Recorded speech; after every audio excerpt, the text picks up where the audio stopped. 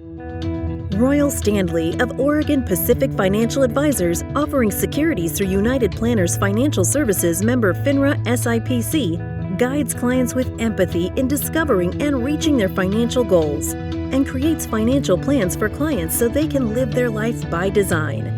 In these episodes, he relates his expert financial insights and discusses timely topics. Royal strives for excellence and has a passion for sharing his knowledge and supporting his community. Now, on to the show. Hello and welcome to Life by Design with Royal Standley of Oregon Pacific Financial Advisors. Royal, good afternoon, my man. How are you? Good afternoon. I am fantastic. How are you doing? I am doing so good. I am excited today because you've got a guest on, and this is a guest that's a little out of the box from who you've brought on before, and I'm really excited that Rebecca Stoltz is here. And what are you guys talking about today? Yes, so I'm really excited that Rebecca was able to join us today. Rebecca is the executive director of the Josephine Community Library Foundation and is really an integral part of the library there in Josephine County, where Grants Pass, where I live, Nice. is located. And I just wanted to spend some time talking with Rebecca about the value that libraries bring to our community and to our lives. And so, Rebecca, thank you so much for being here. Absolutely. Thank you for having me. Oh, it's our pleasure. It's our pleasure. So, will you tell us just a little bit about how long you've been working with the library and what your position entails right now? So I have been through many different transitions at our library, and I've been working about 8 years back when the library was a nonprofit. I was doing the fundraising, and now I've transitioned over to the Library Foundation, and I'm now the executive director, and my job is to help raise funds to support special programs and things that are outside of the library district's budget. Very nice, very nice. And I know there's a long history there with what happened in Josephine County with the library system. Do you want to just give kind of a brief overview of that, of what happened? It seems like almost 20 years ago now, with libraries being defunded, and then what happened in the community after that? Absolutely. So in 2008, the libraries were closed and defunded, and the community really rallied. They wanted to have a library in their community, so it was a grassroots effort, and they raised funds and was able to. Originally, it started out of checking out books or lending out books in their vehicles in a parking lot, and then they were able to raise enough money to open up the libraries, and tons of work was involved with that. And our library system, which has 4 branches, one in Grants Pass, one in Williams, one out in the Illinois Valley, and one out in Wolf Creek, operated as a nonprofit for 10 years. So phenomenal work. And it was really exciting to see a community so passionate and really finding the value of libraries in a community. Because there weren't a whole lot of libraries being run as nonprofits at that time. What were there? No, our library system is kind of like a unicorn, very unique. We had over 300 volunteers at one time doing all of that work, which is just amazing. And even within it becoming a nonprofit, there were still over 300 volunteers that were checking in books, checking out books, doing all of that work. In fact, we have about 250 volunteers that still are doing that work today. Oh, that is so wonderful. I know my sister has volunteered at the library here for years before COVID kind of shut down the day-to-day operations of checking in and out books. But what I wanted to kind of touch on, I remember this is my embarrassing story, is probably 16, 17 years ago. I was much younger and definitely not as wise. And I was standing in line at a community event here in Jackson County, and we were at the library, and I had made an offhand comment about, why do people need libraries anymore? And what I didn't realize is I was standing right behind one of the board members for the Jackson County Library.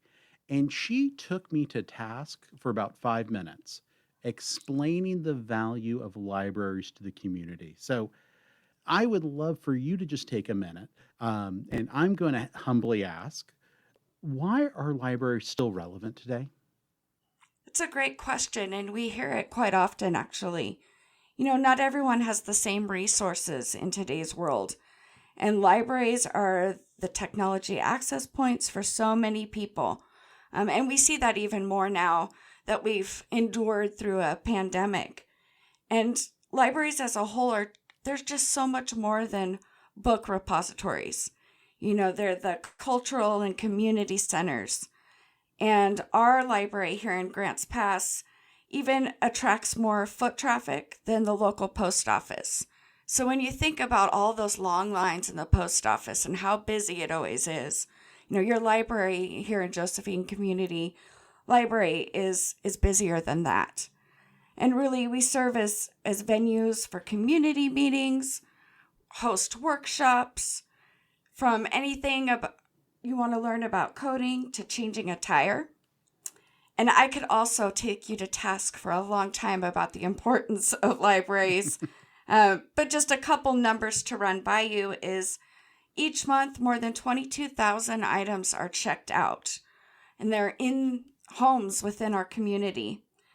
And in a county where at least a third of our residents don't have computer or internet access at home, patrons log more than 15,000 computer sessions in a year and have nearly 43,000 personal devices connect to the library's Wi-Fi. So a library is so much more than just books in a building. It's really an important piece of the community where people can connect and grow. I just can't agree more. Probably what got me back into the library was having a daughter. She's 6 now, but taking her back to the library to have those experiences in the children's room and being able to kind of just see the books and touch the books and kind of just have that feel of what a library feels like is just phenomenal. I know there's just so many children's programs happening at the library as well. Absolutely. We have families with kids of all ages coming to participate, whether it's our summer reading program, we have sensory story times, the Dolly Parton Imagination Library program. We're registering kids through Josephine County to receive free books mailed to them every month. And that is just such a fantastic program. That was a partnership, I think, with the Library Foundation and Rotary there in Josephine County, if I'm correct. But that is really phenomenal. That is any family can sign up for it, any child, and from birth to 5 years old, every month they get a new book in the mail to them. Yeah, it's wonderful. And we have over 2,000 kids currently receiving books every month in Josephine County through that program. And thanks to all 4 of the Rotary groups in Grants Pass and the many funders of that program, it's been great to get that many books in the hands of kids in our town. Yeah, yeah. And probably the way the library touches me the most now is through the Libby app. Do you want to talk a little bit about that?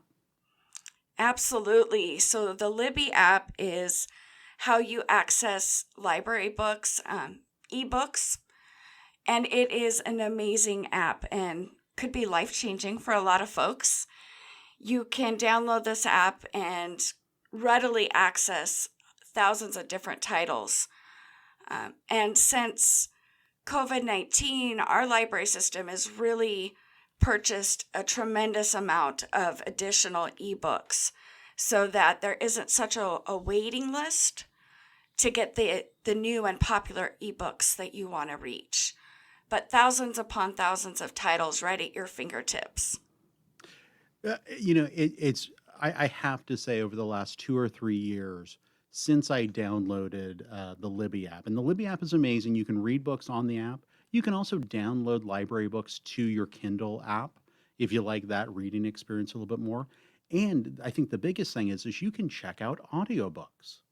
And I've got to say, I've probably been reading one or two audiobooks every month here, and that's really been life changing. Just a couple of books that I've checked out over the last year. One was How Not to Die, which was a book about nutrition and the American diet. And after reading that, I stopped eating meat.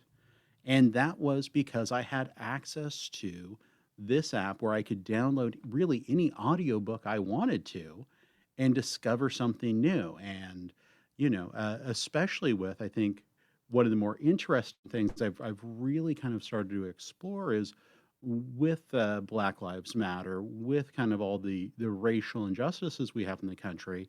There's so many great audiobooks just talking about, the state of the nation, why we're going through these things, the history, and it's really this amazing repository at anyone's fingers. The only thing you need to have is, a smartphone and a library card. Absolutely. And they're all free with those things. And if you think of how much money you're saving with having all those books at your fingertips and not having to purchase each one.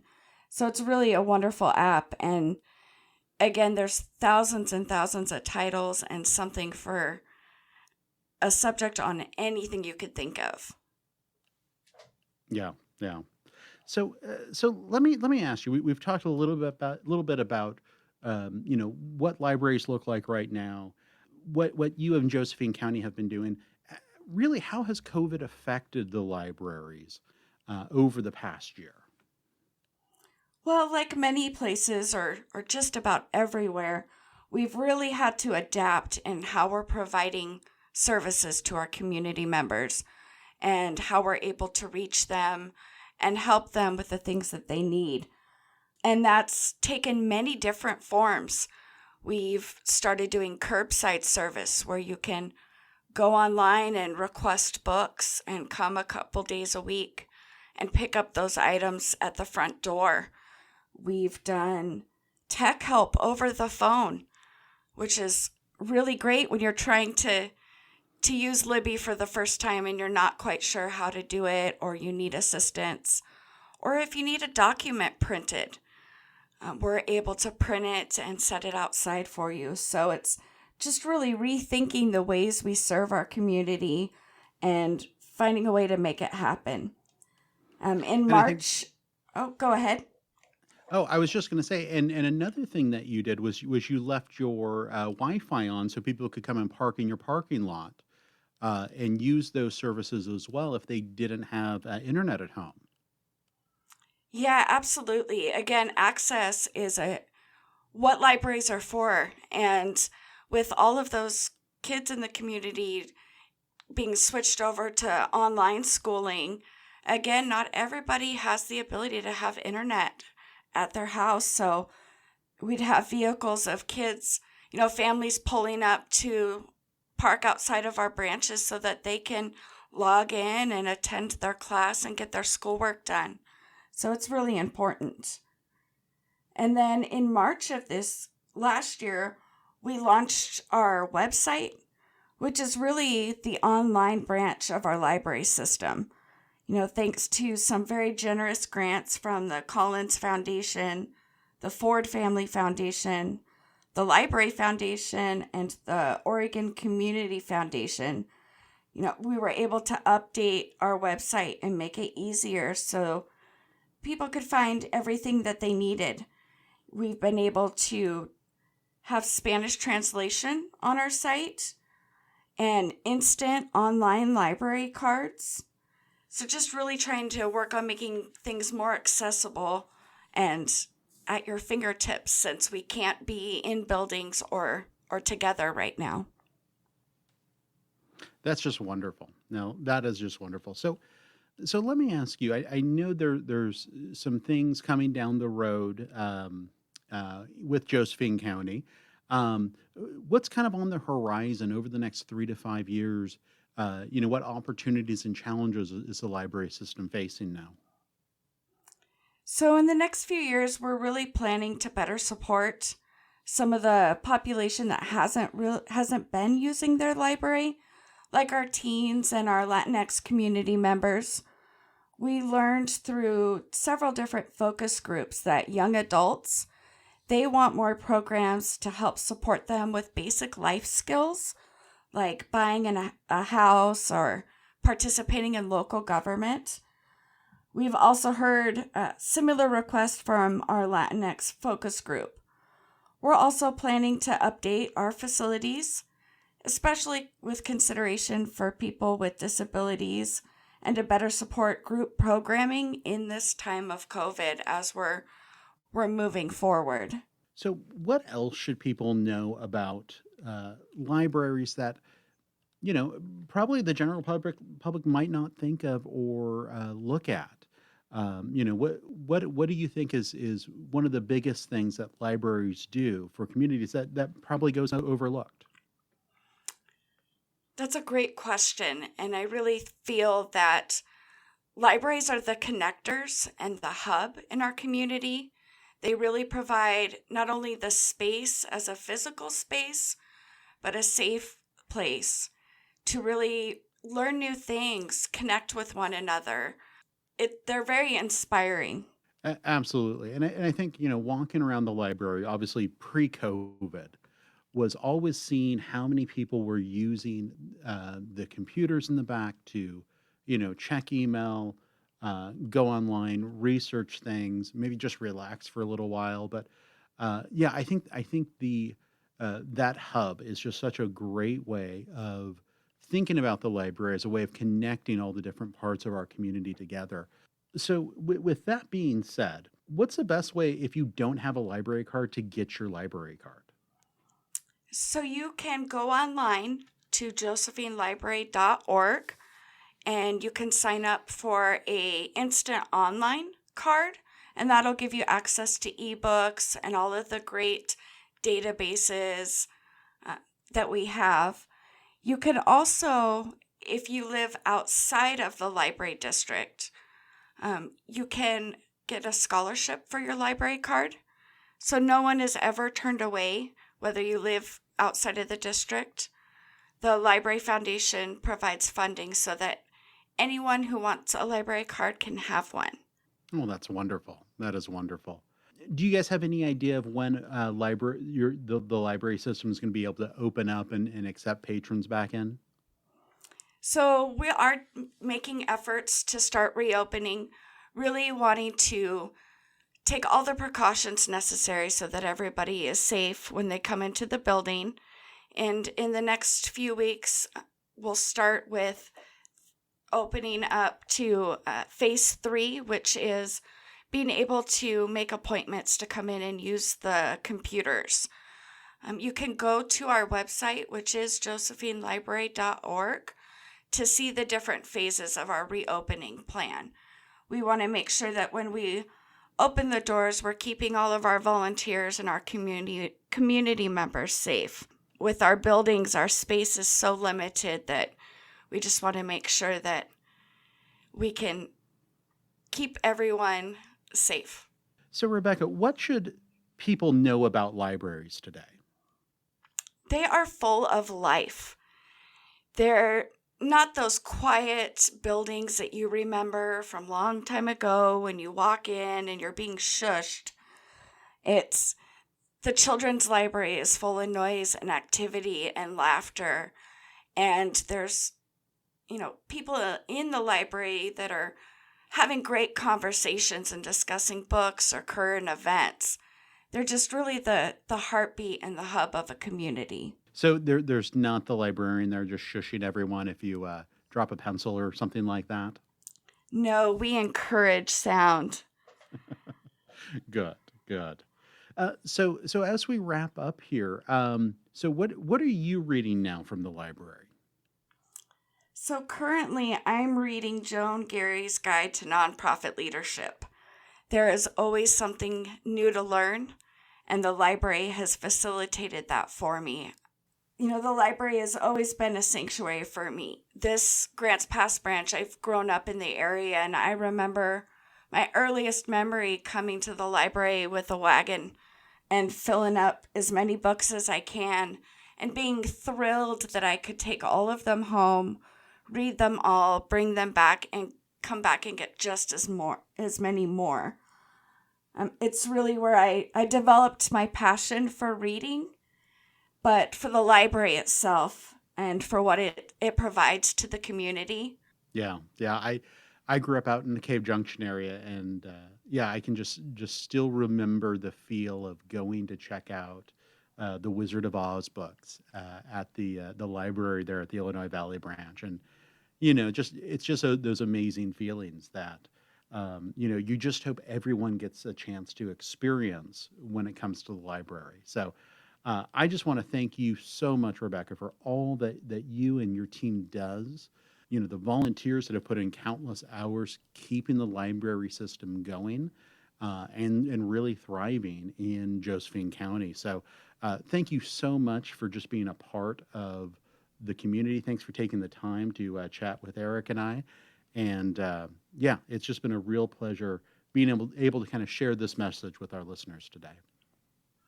Well, and thank you so much for having me and giving us the opportunity to talk about libraries. And thank you for your support of the libraries. We really appreciate all of the fundraising drives that you have sponsored and the Baby's First Book program and just all the great work that you do. So thank you so much. It has been my pleasure. Thank you so much, Rebecca.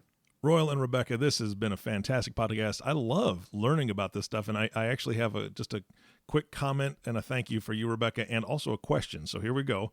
First, thank you for being part of the library system that has brought some excitement to my wife's life and also some sleepless nights, because she loves a couple different series of books, and so she gets so excited when she's next on the list to check it out, right?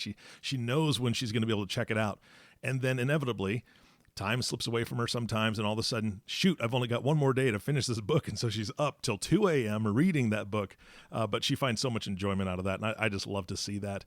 And I did say I had a question for you, so I'm putting you on the spot.